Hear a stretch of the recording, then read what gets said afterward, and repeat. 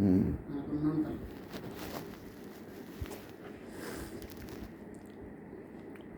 గౌరవంగా ఉండాలి.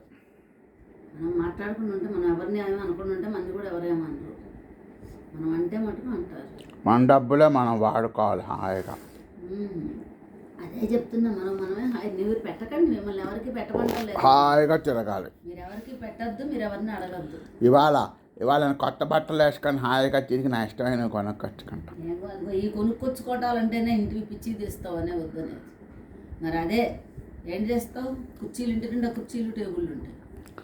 జై శ్రీరామ్. ఏవి తెచ్చినా ఊరుకోనండి, నేను ముందే చెప్తాను, అది మాత్రం ఖచ్చితంగా చెప్తాను. ఇప్పటికే ఇంట్లో అన్ని మరి ఏం కొనుక్కోవచ్చు అంటావు? కొనబలు అక్కర్లేదు, ఎందుకు కొంటారు? ఎన్ని కుర్చీలు కొంటారు? ఏది కావాలో తెలియటలేదు మీకు అసలు ఏమీ లేవు, అక్కర్లేదు, అన్నీ ఉన్నాయి. ఉన్నప్పుడు ఇంకా ఏవో కావాలి కూడా తాపత్రయం, పిచ్చితనం. అది ఉన్నాం అనుభవించడం జాతకాంతనం. ఏమన్నాయి చెప్పు. ఎందుకు లేవు? మచ్చుకి 4 చెప్పు.